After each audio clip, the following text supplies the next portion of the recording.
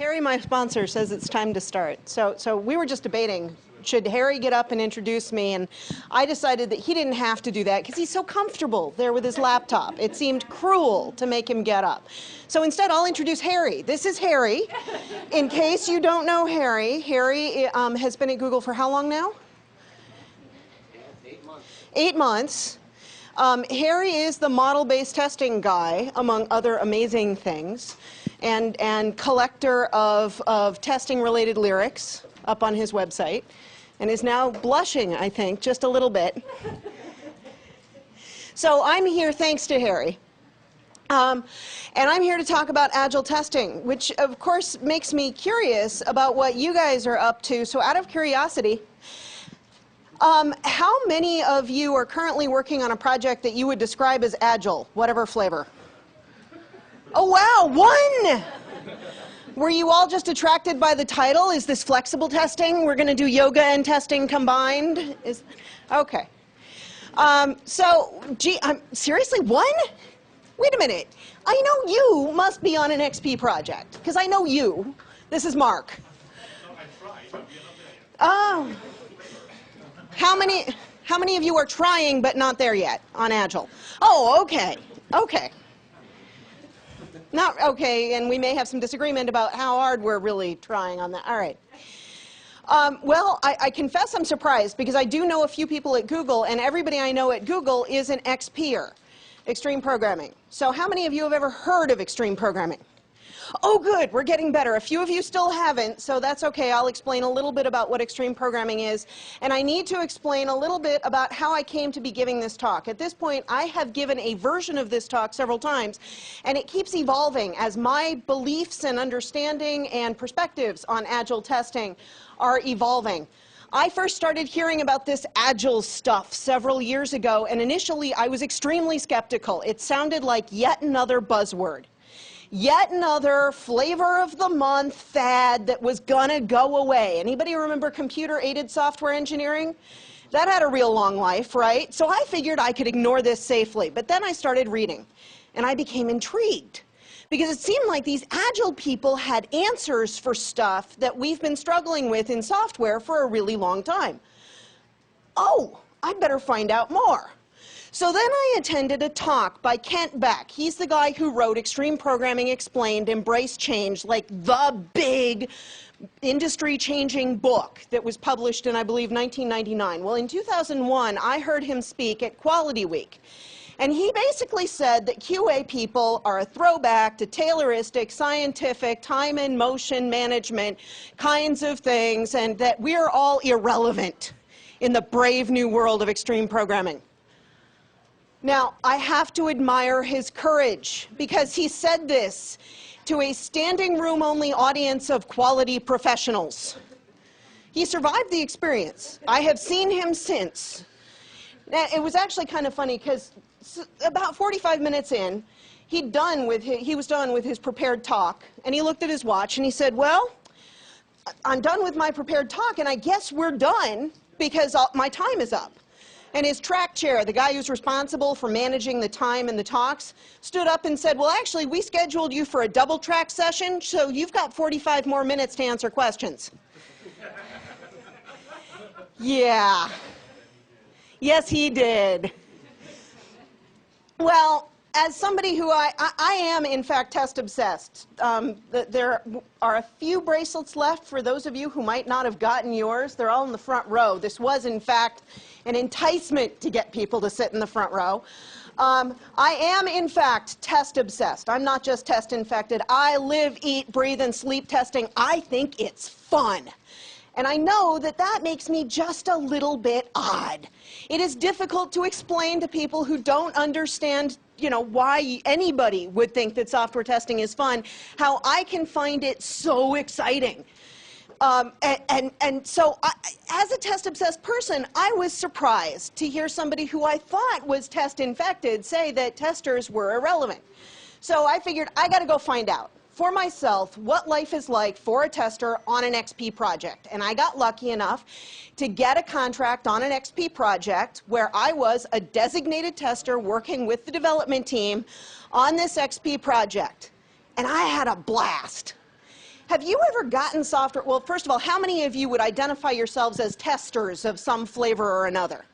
Okay, so those of you who are testers of some flavor or another, have you ever gotten software delivered to you to test and it wouldn't launch at all? This has happened, right? Didn't happen once on this extreme programming project, not once. Not only did I never get a DOA build, I didn't even have to wait for them to give me a build because it was safe to check out whatever was the latest thing checked into source control, and it would work. Wow, that was a new experience for me. I was used to projects where it could take weeks to integrate the software to get it to work at all, much less basically do what it's supposed to do. Yeah, there was stuff to find, though. It wasn't perfect. Reports of the demise of QA people were wildly optimistic. They needed me.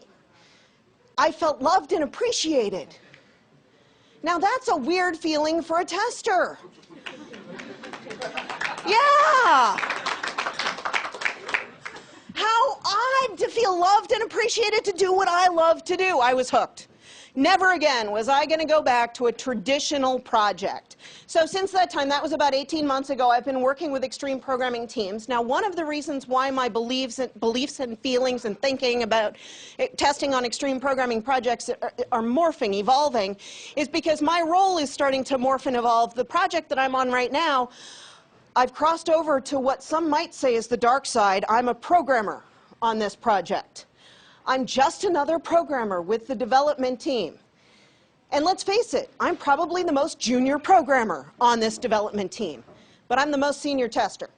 And what that means is that I have a perspective on this project that none of the other developers do. I'm the one who's most likely to say, I think we ought to write a test for this before we move forward. We're doing test-driven development. How many of you have heard of test-driven development? Okay, and y'all know that it's not a testing methodology, it's a design methodology, right? So I'm the one who's most likely to have the little tester paranoia kick in and say, I think we ought to write a test to drive this little tiny subtle aspect of this functionality. And I'm the one who's going to say, yes, we can too test that. Let's just figure out how. Right? So I have a different perspective on that project, and that's starting to shift my perspective about how testers can effectively collaborate with Agile developers on Agile projects. But in the meantime, here we've got this talk that I'm going to give about Agile testing that represents what I think today and what I think tomorrow might change. If you would like to get the slides, I didn't want to burn a bunch of paper to give to you. You can find them online on my site at qualitytree.com, agiletesting-3.1.pdf. So they're there. And we have to talk about traditional testing before we can dig too deep into Agile testing. So let's take a look at traditional testing. With great optimism, the project manager releases the project plan. There's a big dun-da-da-da meeting, the kickoff meeting. 7 full color printouts of the Gantt chart are distributed to every executive, and it looks like this, roughly. We're going to spend an analysis phase. First, we're going to have an analysis phase. We're going to spend time analyzing the problem because we know that if we don't think about it very hard, we know we can't get it right the first time. We've all been in this meeting, right? Where we're having this discussion. So we're going to analyze it, and then we're going to spend time designing. And about 6 months from now, we think we might understand enough about the problem to begin coding. So then we're going to do a whole lot of coding, and then we're going to go into the testing, the bug fix phase, stabilize everything, and then we're going to release. This sounds familiar? This never happens. If we lived in a perfect world, this might happen. We don't live in a perfect world. Instead, inevitably, this happens. We spend a whole lot of time analyzing and designing and coding our hearts out, and then all of a sudden, at the very end, they hand it off to somebody in an independent test group and say, test. Make sure that it's quality. It's your responsibility to assure the quality. And then we've got like 3 days to test, and then we're going to release. That looks kind of familiar, right? Okay, now there's a whole body of knowledge about how to do testing in this environment that has been developed over the last roughly 3 decades, maybe more. And these practices have worked in this context, and I honor these practices. We've done things like become the last defender of quality. Test departments stand there and say, it must get by me before you can release it to the poor hapless users. I protect the user. Does that stance sound kind of familiar? Right? So we're the last defender of quality. We want to employ strict change management. You can't check in that bug fix unless I okay it. Right? So we're going to be very strict. We're trying to control the chaos. We're going to make sure that we've done our homework. We've got detailed preparation, planning, test design. Excuse me. We're going to do a whole ton of documentation because when it comes to that end of that release, we know that we're going to have to bring in outside contractors who don't have a clue about what we've been doing for the last 8 months, and they're going to have to get up to speed very quickly, so they have to have very detailed test scripts. Sound familiar? Right? We have to do these things. Strict entrance and exit criteria. It can't come into test until it passes the minimum acceptance tests. We will not accept it. It's not in the test phase until it has passed our gate. Heavyweight test automation, starting with commercial tools that do lots of record and playback kind of things. We attempt to enforce the process in some cases. That's where the whole QA title comes in, because QA is more than testing, right? QA involves quality of the process as well. So we attempt to enforce the process. There's only one problem with this. It works in a traditional context. It helps control the chaos. It's anti-Agile. This is why the Agilists hate us, because we're trying to enforce process. We're trying to do strict change management, but Agile is about embracing change. So if we are accustomed to a traditional test environment, how do we adjust our practices to contribute effectively in an Agile context? Well, for starters, the Agile context is very different from a traditional context. Instead of releasing a big bang thing at the very end, we're releasing all throughout. Each of these is a completed, releasable feature, or set of features as we go through. We've got short iterations, lots of deliverables, and in fact, that's what Agile means, delivering a continuous stream of business value. The implication of that for us testers is that we have to deliver a continuous stream of information. We don't have the opportunity to prepare for 6 months before we start working on stuff. We have to be ready to start testing day 1 of the project. Fortunately, the code is ready for us to test as well. It may be baby code. It doesn't do much, but what it does, and we can test that. Of course, there is a warning here. Just because some manager somewhere, and you know who you are, says, we're going Agile, dun dun dun dun, therefore, I want you to revise all of your test estimates to account for the fact that we're going Agile. Well, that's not enough to call it Agile, right? Just because we dump the documentation, compress the schedule, and code up to the last minute does not mean that we are releasing a continuous stream of value. So we have to be careful about adopting Agile practices and make sure that it really does fit the context. Typically, organizations achieve agility by adopting one or more of the Agile methods that are out there. And here are just 4 examples. The most well-known is typically extreme programming followed by Scrum. Extreme programming is a set of very well-defined practices, and I happen to know that Mark is an expert on XP. You can raise your hand. This is Mark, everybody, and he's a Googler. You have other experts on XP amongst you. I'm not an expert on XP. I'm merely a practitioner of XP. The thing that has continued to amaze me is the misunderstandings in the industry in general about what extreme programming is. There's this myth that it's the license to hack for cowboys. Anybody heard this? Extreme programming must be this loosey-goosey kind of thing. It's actually the most disciplined development methodology I have ever worked with. Developers write automated unit tests before they write a line of code.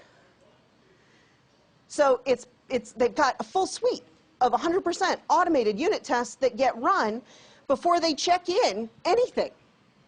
Continuous integration ensures that everything not only compiles all together, but actually functions.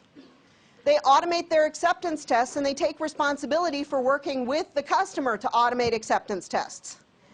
So as a result, the unit tests become executable specifications of what the code should do, and the automated acceptance tests become executable requirements. That's pretty disciplined, right? Now, they don't happen to love documentation a whole lot, and that's because documentation, it's overhead. If stuff doesn't get to the end user, if it never achieves, if it's never intended for a customer, if it's a byproduct of the process rather than the thing that you sell or deliver, then in lean terms, it's waste. Nobody likes waste, right? Now, some waste is necessary. It's not possible to produce software with zero documentation. Well, I take that back. I've seen groups try. It doesn't work real well. You have to have some. But the question is, how do we minimize that so that we've got the maximum value for the minimum cost? And that's what Agile teams typically look to do. Scrum, now where XP is really developer-centric, it's got some stuff about how you manage projects, but its real strength is in providing a set of practices that a development team can use to produce good software. Scrum is a project management-focused set of practices that focuses around big visible charts. How do you demonstrate progress? How do you show your customer that you're on track? So each of the different Agile methodologies has its own strengths. It's got the audience that it speaks to, and a lot of organizations have found that they've gotten a lot of value out of wrapping extreme programming with Scrum so that they get both the project management side and the development side. Other methodologies include Mary Poppendick's stuff on lean. She's written a whole ton about how you apply the principles of lean manufacturing to software development, and what she wrote actually makes sense. See, before I read her book, if you'd said you can apply lean manufacturing to software development, I would have said, no, you can't. It's different. Software is different. Well, she figured out how to do it because she's got such a rich background in both software development and in lean manufacturing. Crystal is Alistair Coburn's slightly less rigid model for doing Agile software development, very developer-centric. So there's a whole bunch of stuff that's been written about how to do Agile and how to do it well. Now, when us testers are working with Agile teams, though, instead of being that last defender of quality, instead of having this stance, we have to shift our stance. Now we focus on supporting the team, typically from the perspective of either supporting the developers in the developer-facing side of things, moving the project forward, or in supporting the customers in figuring out whether the software was acceptable. Because ultimately, we're working for one of those two groups of people. And this is one of the areas where traditionalists don't really like the way that XP kind of oversimplifies the world and says, look, there's developers and there are the customers who are the customers for whatever the developers produce. These aren't necessarily the end user customers. Customer in the XP sense of the word has a special meaning. It's capital C, customer. And that person or set of people, they speak with one voice to say, this is what the software should do. And then they get to say, and I agree that you've done it. Thank you very much. Good job. So as testers, we may be supporting the developers in moving the project forward. We may be supporting the customers in figuring out whether they got what they were trying to pay for. We want to focus on shifting our practices with two key ideas in mind. One is let's increase the feedback speed, the speed of the feedback loop. And two is reducing waste. Let's reduce the number of byproducts that we have to create in order to get the information that our stakeholders want. And we want to focus on testing provides information so that we can reduce risk. Because that's ultimately what we do, right? No matter how we do it. So let's compare and contrast traditional versus Agile. The traditional attitude towards change is we've got to manage it and control it. The Agile attitude is, hey, change happens. We might as well be ready for it.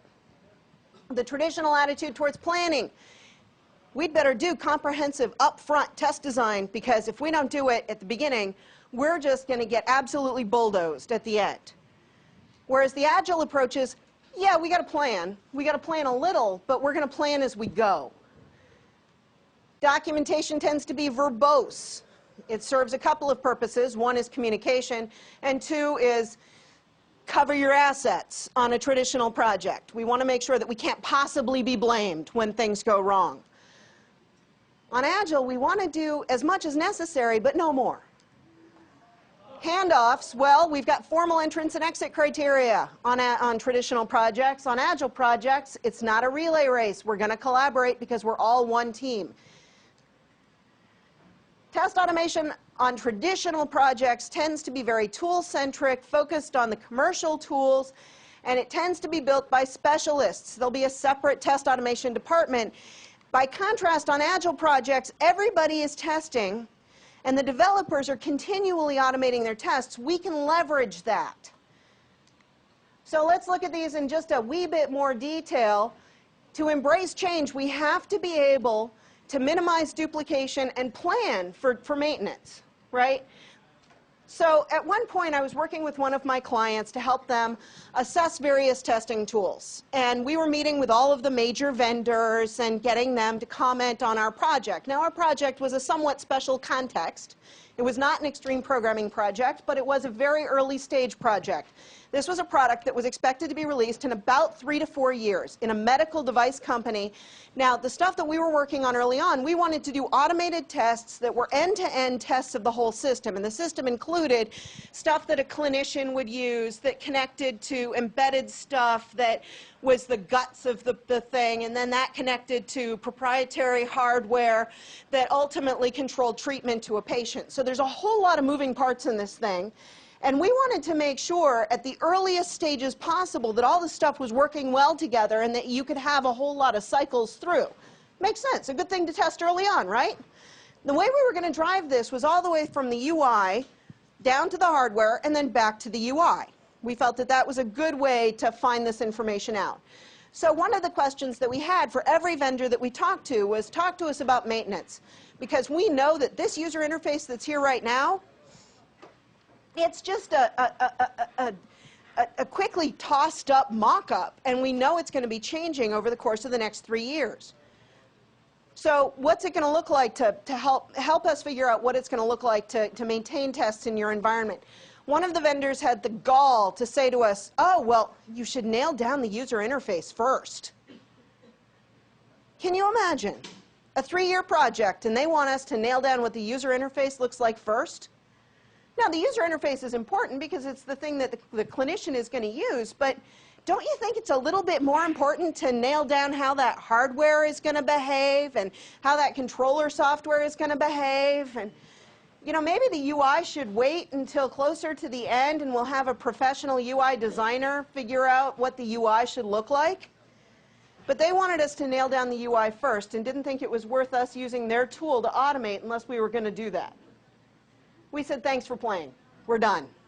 And we went with another vendor where we were able to more easily modify our tests as we went along because they had better support for maintainability. So as you are working through the process of adopting strategies for testing, you got to bear in mind that change is going to happen. It's going to happen every month. How can we make sure that whatever it is that we're using is going to support that change? Speaking of change, we want to plan ahead, but not too far ahead, because anytime we plan farther ahead than the project is ready to go, we risk wasting our time. Because we're going to plan all this stuff, and then we're never going to have those stories be implemented. So on an Agile project, we don't want to plan any further ahead than the next iteration because we don't know what's going to be implemented after that. Right? Stuff that was on the list today might come off the list tomorrow. This is one of the reasons I tend to use very informal mechanisms to do planning and communication.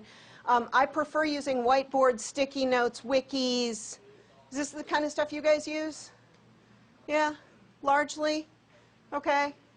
As opposed to databases or big Microsoft, sorry, I said the M word, charts and stuff? Yeah, okay. Because the more informal it is, the easier it is to change when the universe changes around us. When I do my test documentation, I want to keep it simple and capture the essence. There are folks out there who say that the best practice is to detail every single step.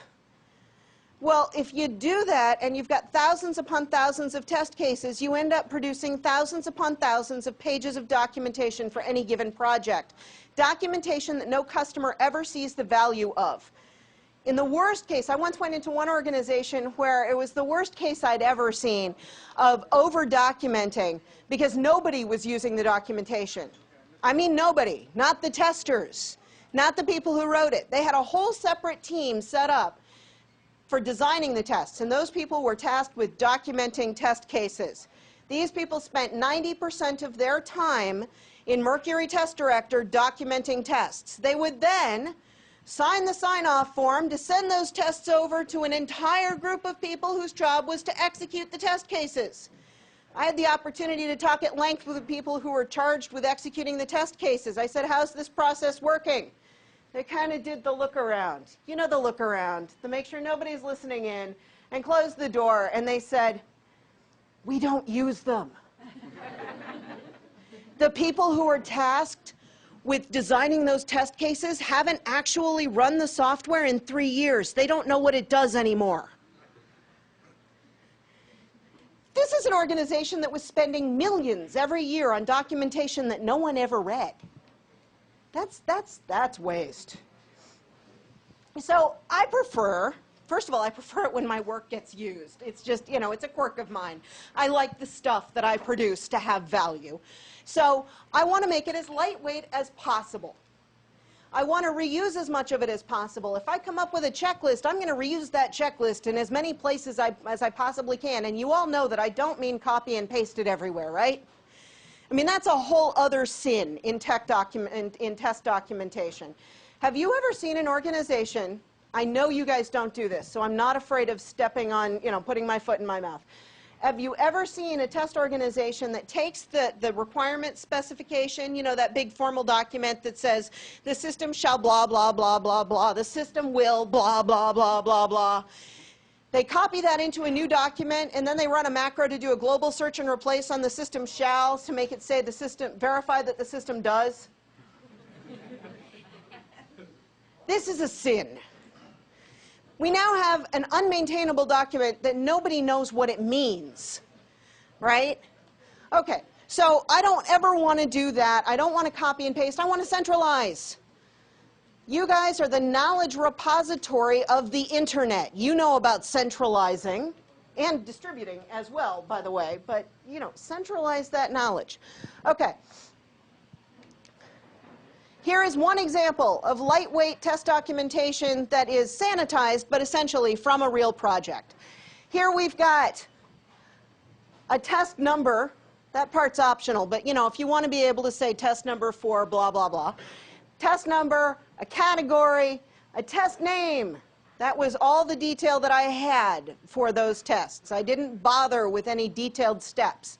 There is a cost to this. Very few people would have been able to run these tests unless they'd already been on the project. But it was enough information for us. The date last executed. Notice all of a sudden this document is now serving two purposes. Ooh, I love leverage. This is good that we can make one document serve two purposes. The two purposes are test design and test results tracking. Last executed the result and the configuration on which it was run. So this is one example of very, very lightweight documentation. Another example is a mind map. This is built in a program called Mind Manager. There's a bunch of mind mapping software out there. Pick your favorite flavor. The reason I like Mind Manager is that if you happen to be working on a hybrid project where on the one side you've got the Agilists and on the other side you've got the traditionalists, and the traditionalists keep banging on the Agilists for more documentation, this is great, because Mind Manager will spit out the most formal-looking Word documents you've ever seen. You give it a template, it takes something that looks kind of free-form like this and turns it into something that's good for military use. Very handy. So you can work in this, and it can spit out the formal stuff for you. So this is another example of lightweight styles. All right, the next thing we want to do is reduce those handoffs. This is not a relay race. We're all one big team. That's one of the basic Agile concepts. We're a team. We're not a series of independent departments. We're all responsible for the outcome. One of the biggest lessons I had to learn on XP projects is that it's way too easy, if there is a designated tester on an XP project, to kind of almost do the traditional thing. It's sort of scary how easy it is for this to happen and say, oh, that's a test thing. Elizabeth's going to do that. I don't have to think about it. And the next thing you know, even though this is an XP team and we're all test infected, I'm sitting over here hopelessly behind in my testing tasks because none of the stuff I'm doing is being tracked with the rest of the project. So we have to guard against this, even with XP teams, even with Agile teams, and make sure that the testing tasks are considered at the same weight of priority as any other kind of infrastructure development task. Co-locating testers and programmers is an excellent idea. It does not by itself guarantee communication. There's this bizarre social thing that happens. On 2 projects now, I've been in a bullpen environment. Now, this is typical of Agile projects, that you'll have this big room that's kind of like a war room or the bullpen, and everybody's all seated in there. And on 2 projects, I was in the bullpen. I was with everybody else, except I had this table that was kind of off to the side. I mean, we're talking kinda, like no more than 3 feet off to the side. And entire days would go by without anybody from development ever talking to me. Now, and it's this bizarre social dynamic. It's too easy to become isolated, so I became aggressive about sitting outside my designated area in the rest of the bullpen. And this is what, as Agile testers, we end up having to do, just to remind people that we're here and we're here to help. And really, they saw me as there to help. They didn't see me as an impediment to progress. In fact, I went on one of the teams, I had a couple of weeks where I was out of town, and then I came back. And the day that I came back, one of the developers heard the door close, very small office, and so everybody heard everything, heard the door closed, did the prairie dog thing of popping his head up above the cubicles, saw me, and said, Elizabeth is back, Elizabeth is back. So, I mean, I was loved and appreciated and felt all warm and fuzzy and part of the team, and yet I still had to make sure that I reminded the team that I was there. Have you ever been in the meeting where somebody says, okay, now everybody get out your razor blades because we're going to sign in blood on this one? Yeah, some of you have heard this. One of you back there has apparently been on healthy projects your entire career because you're back there going, no, never seen that. Either that or you've got a very sarcastic sense of humor. I've been in that meeting too many times, and it's painful, frankly. Because, I mean, I understand the intent. The intent is to say, really, are we really sure we're ready to go? I understand the intent. But there's a flip side to that intent, isn't there? Because I'm going to hold you to it. Because somebody is going to come after me because my signature is on the QA manager line. And if there is a failure in the field, I know that it will be my fault because my signature is on that line. Well, this is just a ritual with a purpose and a dark side. So let's take the purpose and find other ways to achieve the purpose without all of that blame stuff that gets in the way. So the purpose is to get agreement that we are actually done. This is a conversation between the people who produced the software and the people who are supposed to accept it. The people who produce the software are saying, we're done. We can't think of anything else that we're supposed to do in order to meet the criteria that we think that you have given us. We're done. We've met the criteria. We've hit the bar. On we go. And the other side is supposed to say either, yeah, looks good. Okay, I accept it. I agree with you. You're done with this. It's time to move on. Or they say, no, this does not meet what we thought we asked you to do.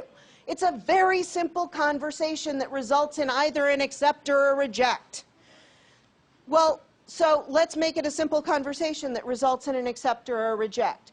One of the things that you can do to do that is have a ritual of exploratory testing all together as a team, a whole team, with the customers there and the developers there and everybody else who is involved and is interested there at the end of every iteration to go through the features and see if you get agreement about whether or not the features are ready to be accepted. Right? It's a lovely ritual, and it's one that makes people feel all warm and fuzzy because they get to see stuff working. And by the way, if your iterations are a month or less in length, which they should be, you get to have that warm, fuzzy feeling on a regular basis. How cool is that?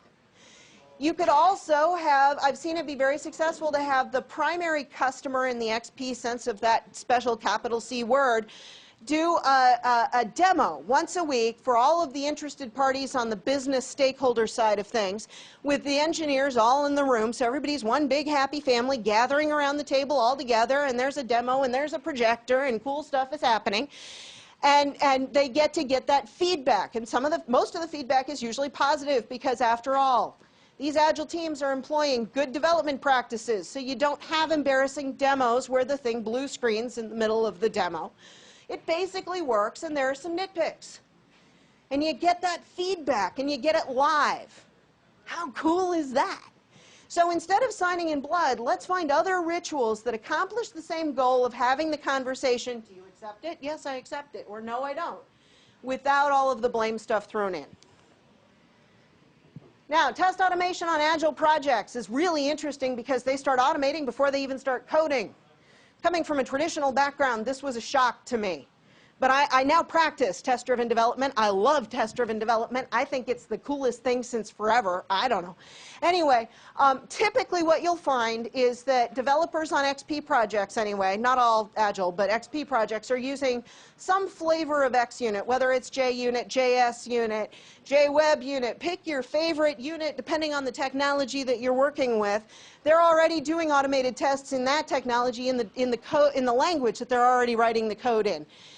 Typically, Agile projects will then employ something like fitness, domain-specific languages, some kind of acceptance level, system level test automation.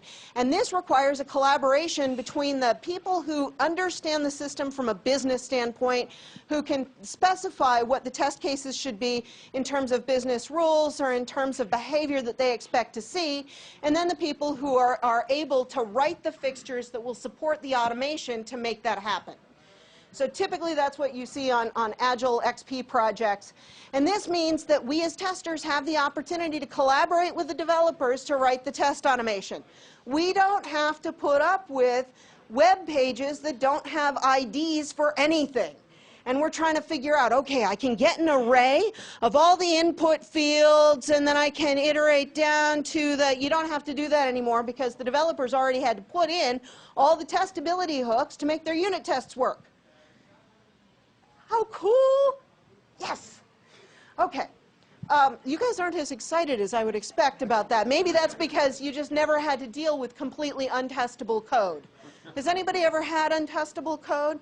Okay, well those, 5 of you who have experienced untestable code, you should be like excited about the prospect of the testability hooks already being built in.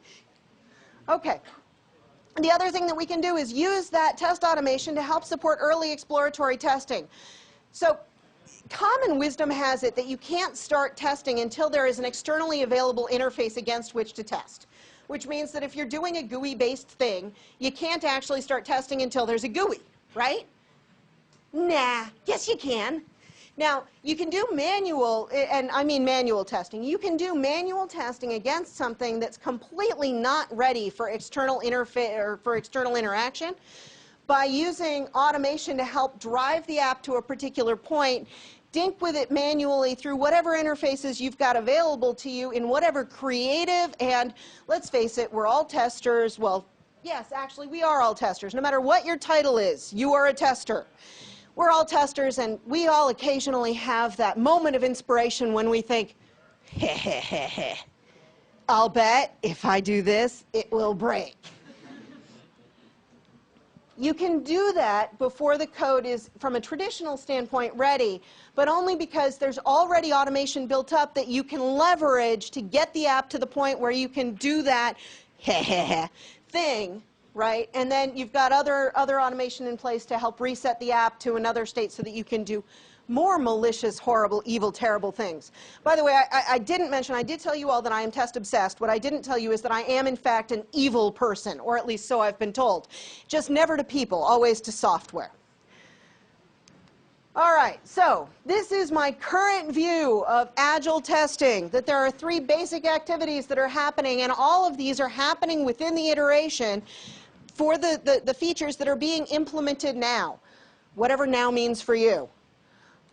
One is automated acceptance or story test. Now you may be wondering, why is that all the way on the left as though it's the first thing that's happening? Because in some organizations it actually is. As weird as that may sound, Some organizations do story-driven development, which means they define the acceptance criteria in terms of stories, in terms of story tests, so that they can run the story test, watch it fail. So you watch this thing fail, you know that the story isn't implemented yet, then you create a unit test, an automated unit test, that would implement some little itty-bitty tiny sliver of that story. And you watch it fail, because if it passes, you know the test is bad. If the test passes when there was nothing written whatsoever that should make it pass, it's probably not a good test. Just like if the test automation passes when the software under test is not installed, that's a bad sign. Okay. So now you're doing the automated unit test, and typically that's the developers. I've had some people say, well, we're doing Agile stuff because we're doing automated unit tests, but it's the testers who are doing the automated unit tests and the developers are developing the code. I will submit to you that well, better than no automated unit tests probably isn't the most Agile approach that they could be taking. So the developers are automating unit tests, and then we're augmenting that with manual exploratory testing, not manual scripted testing. See, if we know enough to script it manually so that we could hand it to anybody who knows how to operate a computer, I will suggest to you that's a test that should be automated. If it's that clear cut, which leaves us free to do the exciting stuff that we haven't thought about yet until we put our hands on the keyboard and the malicious side of our mind takes over, and we think of the evil things we could do to this software. Okay. So that brings us to the end of that. That's my current thinking on this. That is shared, by the way, amongst various people who are part of the Agile community. There is a huge Agile community. Now, maybe y'all are shy and you just all have been very involved in the Agile community, but just in case, for those of you who didn't raise your hand, there's a huge community out there. There is an XP mailing list. There is a test-driven development mailing list. There is an Agile, well, now one Agile conference in the US, other Agile conferences throughout the world. If this is an interesting thing to you, you have internal resources, places that you can go internally to find out about the great broader world of people who believe that this is a better way to develop software than that slide I showed you at the beginning with the testing all compressed at the very end. Okay. Further reading, some books, and this list is in the slides, which again are on my site. Some thank yous to some folks who reviewed early versions of this work, and then once again you can find the slides on my site at that location. So, how far over my time slot did I go? We have time for questions. How marvelous. Any questions? Harry. So what kind of bugs make it past these unit tests and exploratory early process? What are you seeing in the field? Two kinds make it past, or it kind of falls into two big categories. One is end-to-end or sequence-related. Okay, three big categories. See, I'm going to change my mind even as I'm answering the question. All right, I'll stick with three categories. End-to-end tests, so things that involve multiple moving parts in the system that you aren't likely to be able to catch with a single unit test because it involves dependencies between multiple parts of the thing. So like integration tests or system-level end-to-end tests. Sequence tests. You go through it once this way, you go through it again this other way, and doing it the first time sets something in some weird state that results in it failing the second time through. So that's a sequence-oriented test. The thing you're tweaking is sequence. And then the third thing is data-related, where we didn't anticipate that the database could have nulls, for example, because we thought that we were going to put a not null allowed on that column, but we're dealing with legacy data, and it turns out that historically the nulls were allowed.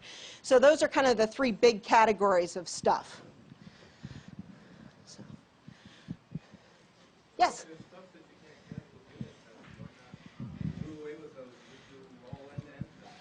Because there's stuff that's much easier to catch with a unit test than with end-to-end tests.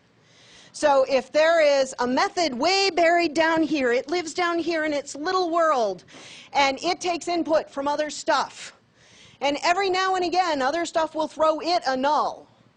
And then it will barf because it doesn't know how to handle nulls. But from the user interface, which is about 17 layers of abstraction away from that one little method way down here, all of that user interface, it's really hard to get that null down to that one little point down here from all the way up here. So what we find is that each of the different layers of testing represent different questions that we want to answer about the software. The unit tests answer the question, does it do what I, as the developer, expected it to do? And has it changed? See, that's the other thing. The automated unit tests become change detectors. So let me give you an example of a bug that was caught by automated unit tests. It was testing regular expression stuff. You ever done regular expression stuff? It's like gnarly to get that stuff just right. And so we had a series of tests that tested, pass in these strings, make sure that we get this response back from this method that's doing regular expression transformations. We had to make a change to implement a new feature. We made that change, and all of a sudden 3 of our automated unit tests broke because we broke that regular expression. So that was a change detector for us. If we hadn't had the automated unit tests, we probably wouldn't have caught that until it became a surprise in the field. Yes? You said that Agile teams would usually work in a bullpen kind of area. Yeah. What about global teams? Okay, so the question was, if Agile teams typically work in a bullpen kind of area, what about global teams? I confess this is one of those areas where it is very difficult to have that same level of camaraderie, but some organizations have had success. One of the ways that they get success is by doing a whole lot of FaceTime so that they build up the camaraderie and the trust. Now, if you look at the open source community, although not all open source projects practice Agile, you will find that there's a fair amount of camaraderie and trust within open source projects, and yet they're completely distributed. So somehow they achieved that. The key goal, I think, is that camaraderie and trust, and you have to achieve that. One way of achieving it is by having everybody in the same room, but there are other ways of achieving it. Sorry, it's a very general answer, but video conferencing helps. Who has a bigger problem going Agile, testers or developers? How do you get buy-in from both groups? Who has the biggest problem going Agile, testers or developers? Yes. It depends. It depends on your organization. So actually, my husband works for a company now. He's a product manager. So he's on the marketing side of things, and he's trying to push for Agile. So where the push comes for Agile depends on your organization. And by the way, both the testers and the developers are resisting him in this case, as well as the managers, because they don't see it yet. They don't quite get the benefit to them yet. Whereas he sees it very clearly from a business standpoint. So I think that you just have to take each individually and find out what their concerns are.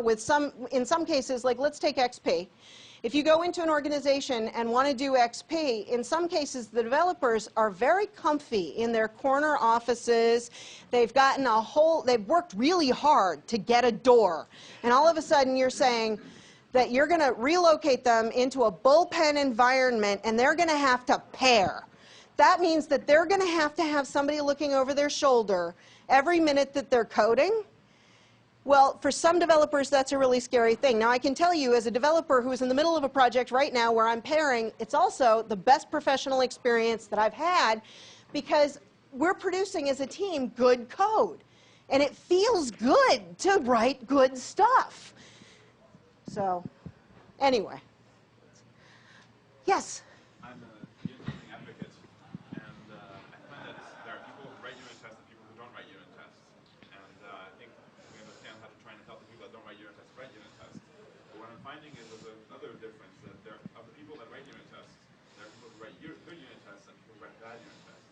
And bad unit tests, to me, are unit tests that have dependency trees that are practically forests by themselves. And as a result, break all the time. And so these people say, well, I tried writing unit tests, and it's not helpful to me because they break all the time for no good reason, because the test is broken on the code. How do you help fight that? Okay, so there's a principle that somebody smarter than me put forth that I don't remember who it was, but on the XP mailing list, I remember seeing this principle: if it hurts, do more of it. Now that sounds counterintuitive, right? Because if it hurts, we want to do less of it because we don't want the pain. But if you do more of it, the fact is that you have to find ways out of self-preservation. You have to find ways to reduce the pain, unless you just become numb from hitting your head against the wall.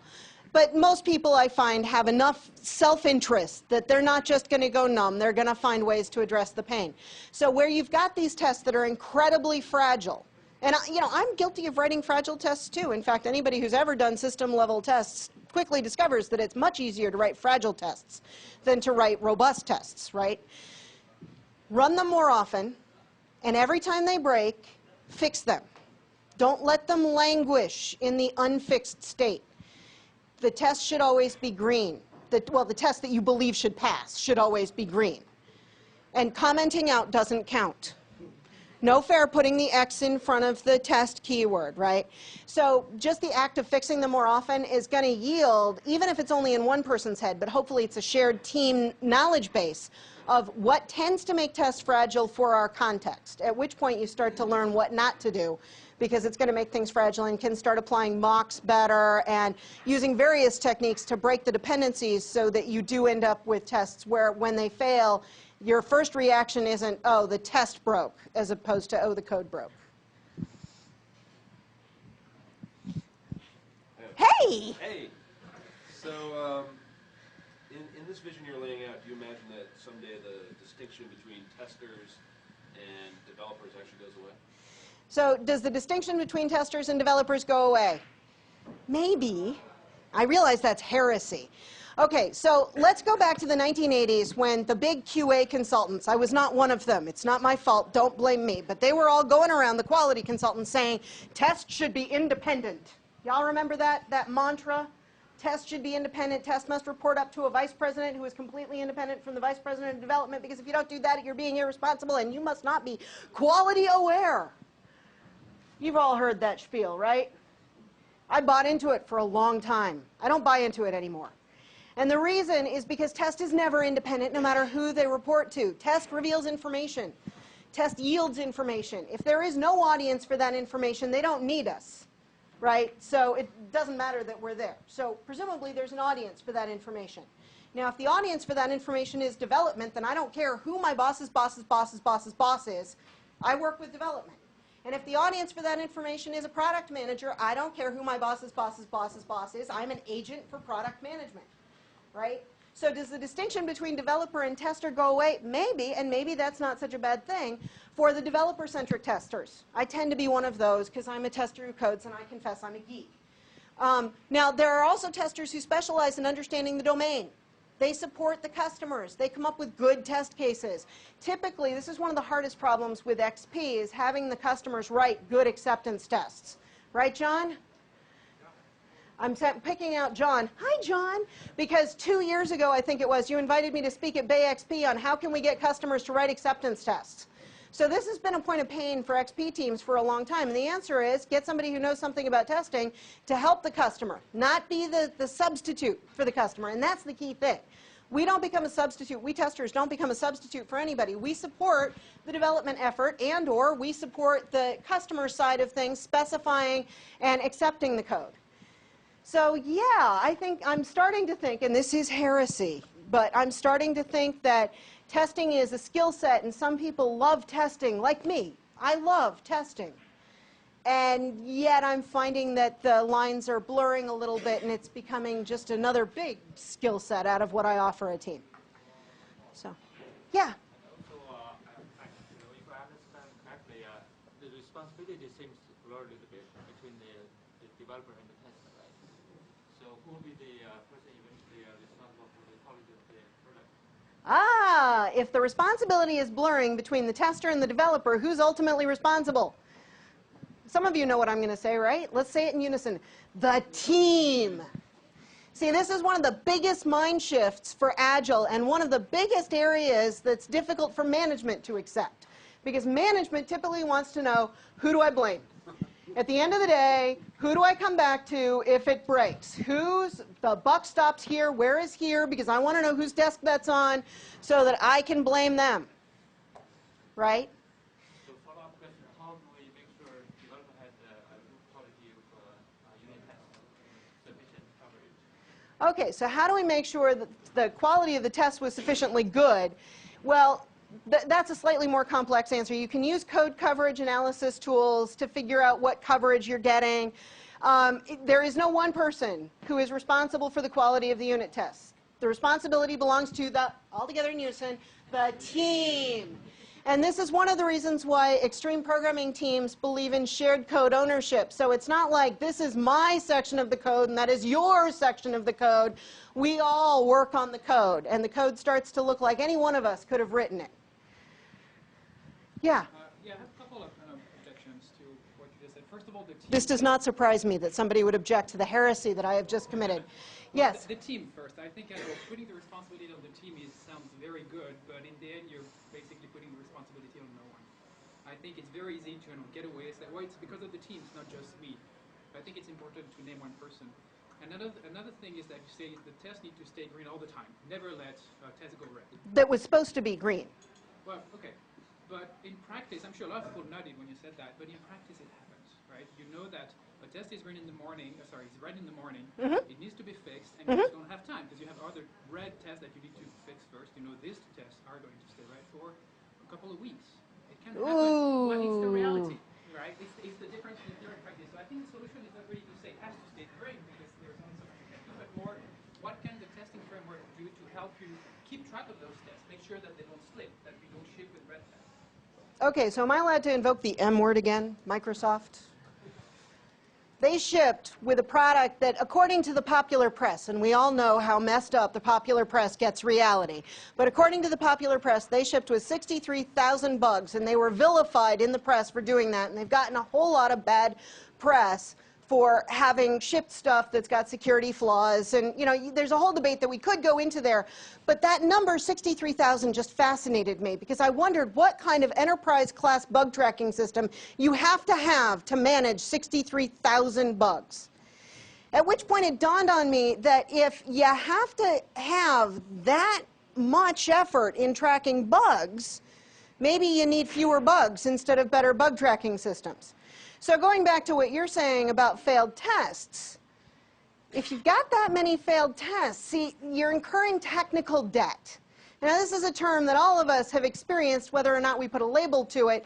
Anytime you're working with code that's fragile, where you know if somebody changes that module, bad things are going to happen. So we don't touch that module unless it's absolutely necessary. And if it is absolutely necessary, we get out the full, fire protection suits, because we're going to have to go into the breach to get into this code. That kind of bad, scary code, well, let's not find special ways of managing that pain. Let's fix it, right? So anytime I hear about tests having to stay red, I'll remind you that that's a choice. Now, it may be a choice that you're making with a full perspective on all of the business pressures that you're under, but I'll suggest it's a very expensive choice, because that means that you can't trust your test runs. They go red, and the first thing you're going to say to yourself is, oh, that's just the test breaking, or we know about that. Once upon a time on a project, I had a test suite that was kind of like that. I had a bunch of things that were failing for reasons that we didn't care about. This is feedback we didn't care about. And I went through and looked at, we had 75 failures or something, and I looked at the first 38 of them, and they were all for this one reason that we didn't care about. So I didn't look at the remaining ones, and it turns out I missed a horrible bug, because I got lulled into thinking that all of my bugs were in that class. So the tests must continue to reveal interesting feedback and information. Otherwise, you'll lose the value of even the good tests, right? So I'll suggest that if there's really one that you're not going to fix for a couple of weeks, move it into a different test suite with big red flags all over it saying, this is a known bug, and we're going to ship with this issue. You asked one, so I'm going to go over here, and then I'll...